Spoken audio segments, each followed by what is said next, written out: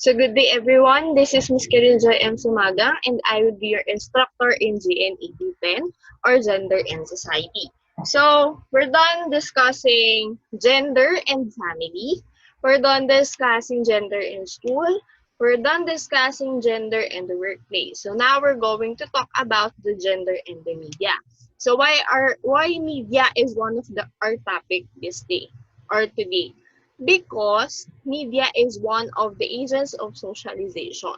So meaning to say, ang media ang isa sa meron ding say or influence sa atin when it comes to defining the different things regarding to our gender. So let's start our discussion.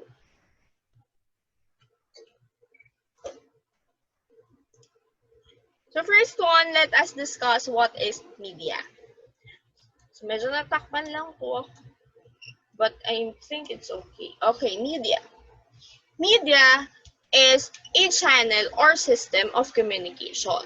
The means by which information, the messages, or is transmitted between a speaker or writer, the sender, which is the sender, and the audience, which is the receiver. Always remember that it is a channel or system. When we say channel or system of communication, ito yung way para makipag-communicate to other people. And this is how the information goes by and goes on from people to people. So next one, the singular form for media is medium. So it is the plural form of medium. So next one, it is also known as channel. As I have said as I have mentioned earlier, it is a channel or a system of communication. So as media is also known as channel. So next one, it is used to send message in many range. So media is used by many of us to use or send the message in any form. So example of medias are television, newspaper, if newspaper is still there, magazine, ano pa, internet, and cameras, video recorders, radio. And so that is an example of media because those things use the different tools to give you information or to give us information. So next one, what is gender and media? Let us define first gender and media. First one is it refers to the relationship between the media and gender. So gender and media has a relationship because media can greatly impact what is our definition of gender. So how the representations of the different genders are created by the mass media. So let us explore furthermore how does the media affect in defining our gender. So first one, we have gender stereotyping. Paulit-ulit na to, paulit-ulit na topic na to. So let us define first what is gender stereotyping. It is defined as the overgeneralization of characteristics, differences, and attributes of a certain group based on their gender. So next one, it reflects how we assume different members of different groups actually behave. So, yeah. So these things are the reason, or this kind of things can be passed down through mass media. So let us dig furthermore.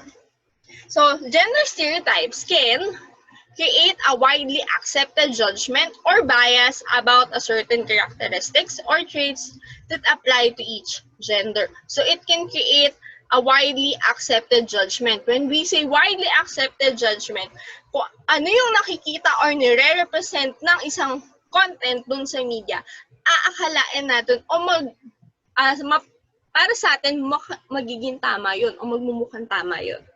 So, next one, I will give you an example later on kasi meron to mamaya. So it creates a glass ceiling for many who generally do not fall into the broad categories of the stereotyping.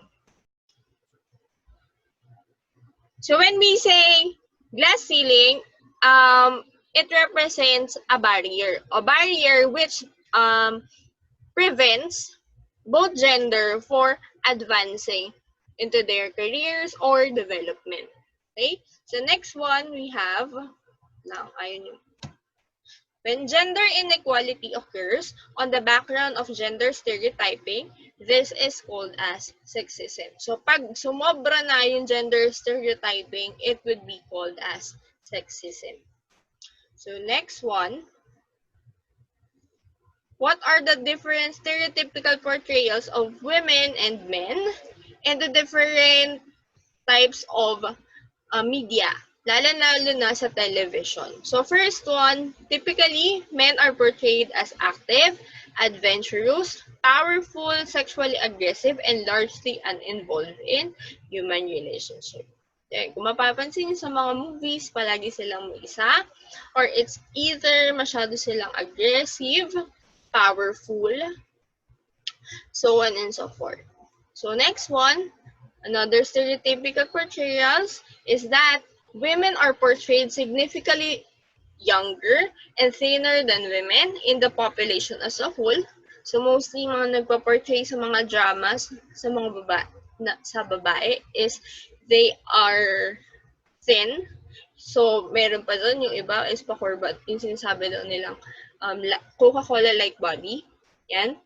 And most depicted as passive, dependent on men. So mostly women are dependent on men and immense in relationship or housework.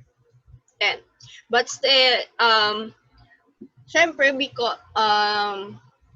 because of the progressive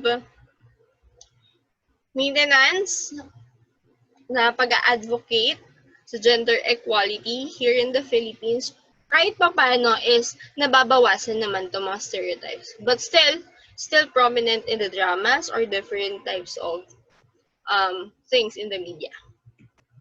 So next one, mass media paints pictures of how gender is supposed to act and manipulates the mind into the individual that opinions on gender depicted on the television, radio, film, etc. and are correctly outlook on gender. So pinagmumukhang tama or parang ito dapat yung portrayal or ito dapat yung characteristics ng isang babae or ng isang lalaki. So yun yung ini-impose sa atin ng media about gender, lalong-lalo.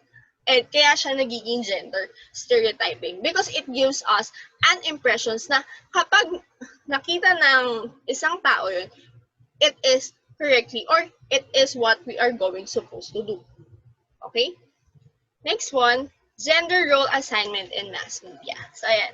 They are, alam ko there are many Disney princesses. So, andyan si Aurora, andyan si Mulan, andyan si Elsa, so on and so forth. So, pero sila yung pinakasikat na Disney characters or Disney princesses. And ang mga portrayals nila is they have always Prince Charmings. No, they are the ones or they are the princesses na laging merong magsasagip sa kanila in the end of the story. And mapapangasawa nila yung story na yun. So, bakit kasama po sa gender role assignment in mass media?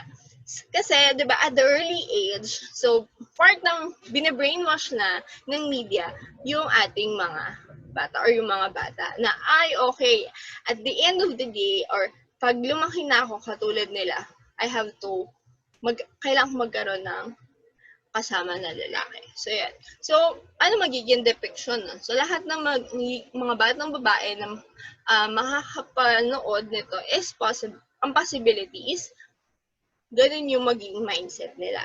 Na kailangan maging dependent ka sa isang lalaki. So, next one naman, we have, ayan, they are the Marvel heroes. And mostly, is, it gives the men or the boys, yung mga batang lalaki, the impression that when you're a man, you have to be strong. Kailangan hindi ka umiiyak to see or para ipakita yung pagiging strong mo. Kailangan tough ka, kailangan malakas ka. Yun. It gives the children the impression na, kailangan paglaki ko, ganun ako dapat. Then, So that is the general assignment that is given by the mass media. So next one, we have the frequently exposed to messages in the mass media that objectify them, depict them as victims, and the notion of women are responsible for the upkeep of the home and domestic duties. Yan, kung mapapansin niyo pa din sa mga sa mga commercials, lalo na yung sa commercial ng Joy, laging nanay yung nag-wash ng pinggan, di ba? Kailan kayo magkakaroon ng advertisement na yung lalaki naman, di ba? Another one, yung sa mga paglalaba, yung sa mga sabon sa panglaba, laging women yung meron, o women yung kanilang model doon. So next one is men are frequently shown in the media as being superior and dominant to women. So parang powerful yung pinoportray or portrayal ng men sa mga TVs or media. Next one, many men may be afraid to be emotional and compassionate due to how frequent mass media depicts men as macho and strong. So, yun. So, kasi pinapatriotize or pinapatronize ng media na ang lalaki, they should be emotionally strong. So, kailangan hindi ka magpapakita ng any emotions mo, 'di ba? So, that is technically wrong. So, next one, ito yun. Ito pa yun. Actually, matagal na itong mga ito, pero iyan na lang natin. Home care products and the housewife stereotype. Ayan. Female body exploitation. There are some advertisements na ganito pa rin, pero hindi lang siya sa burger. Sa Philippines, hindi siya sa burger. Nakikita ko siya sa ibang products. And stereotyping beauty products. Ayan. Stereotyping masculinity. Ayan, for substance abuse. Next one. Colors and patterns are commonly used for the distinction of the type of products sold and what group they are being catered.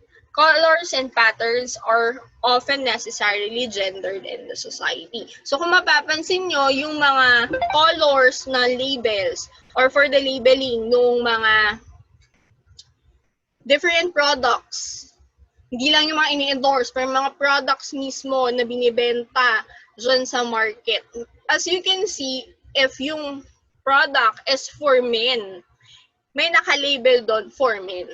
So as yung mga colors na nagre-represent sa kanilang product is definitely or mostly dark colors. Diba? Yung blue, dark, medyo dark siya. Yung red, dark siya, ganyan. So as yung mga products for women is mostly light siya. And most commonly, may nakalagay doon or mostly white lang siya. Ganyan. So, yun yung isa sa general assignment that mass media gives. Lalo na yung sa color. Ayan. So, that is the end of our discussion. So, thank you for listening and see you next time.